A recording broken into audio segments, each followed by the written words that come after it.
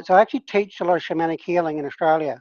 That's what I do. And I train healers to become shamanic. So the way I'm looking at healing and the way I'm going to explain to you is the way shamans look at healing, and it's totally different to Western medicine. So to explain healing, I'm going to really explain to you first our concept of what happens when we come to the planet. Because you've got to really understand how you exist here to understand illness and healing. And this is the way shamans look at it. So as a soul, we come into the body to use our body to actually manifest in the earth dimension. So to me, it's a bit like a pipeline. It's like a flow of energy that comes through our body so that we can use our hand, use our mind, use our emotions to actually create. Now, if we let our soul essence, which is what our unique essence of why we came to the planet.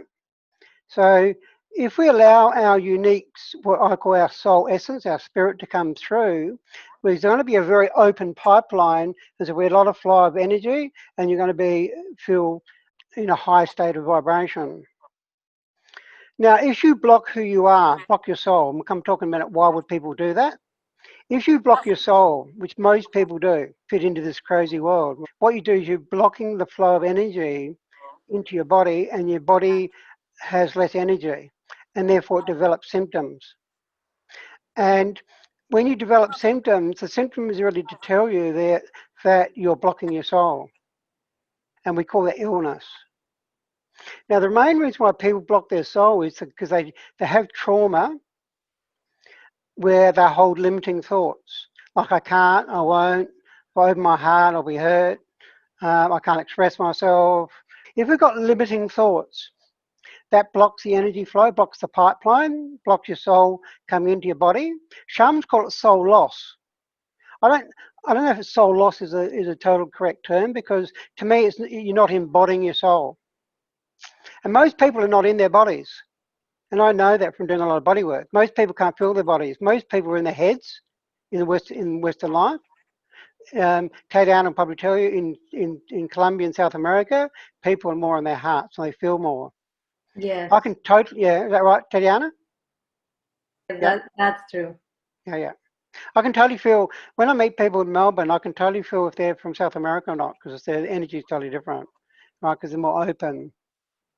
So, it's all illness, and I'm talking all illness, is caused by blocking your soul. Which is caused by limited thoughts that you have at a time of trauma. Usually most of our trauma is when we're a child. Now, therefore, healing is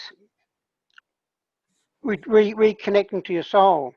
In other words, what shamans tend to call it is they call it soul retrieval. And what it means is that you're letting go of those limiting thoughts, limiting beliefs, so that you're allowing the pipeline of energy to flow through you. Now, there's more of your soul is in your body so that you can manifest in the planet. So to me, healing is embodying more of your soul.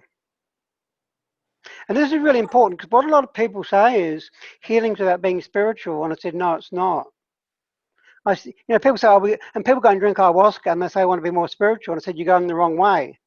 We are a spirit. What healing is being more earthly.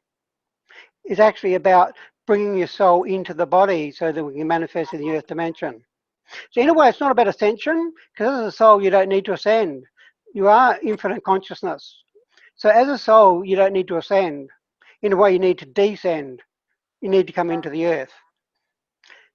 And I notice that because when people heal, they're more present, they're more in their bodies. So for instance, when I'm training healers, one of the important things I do is I help them let go of any limiting beliefs they have about themselves being a healer. And quite often that is a low self-worth. I found that's one of the biggest blocks that people have. They've got a low self-worth, right? They don't value themselves. They're feeling they're inadequate. They don't feel they're good enough. And that probably comes from judgment when they're a child, or a bit like me, you didn't fit into the world, right? Because when I was younger, I was quite magical. Like I used to build energetic pyramids and talk to the universe, right? But when I realized other people didn't do that, I first of all thought I was crazy. And I felt like a bit like Harry Potter, living in a muggle's world. And in a way, that's why humanity is going through a major change right now, because humans can't live in the way they have been living. It's affecting the planet too much, and people are in very low consciousness. So, in a way, when you're actually reconnecting to your soul, what you're doing is you're bringing more of your consciousness of your soul essence to the planet, the reason you came here. Some people call it your life purpose.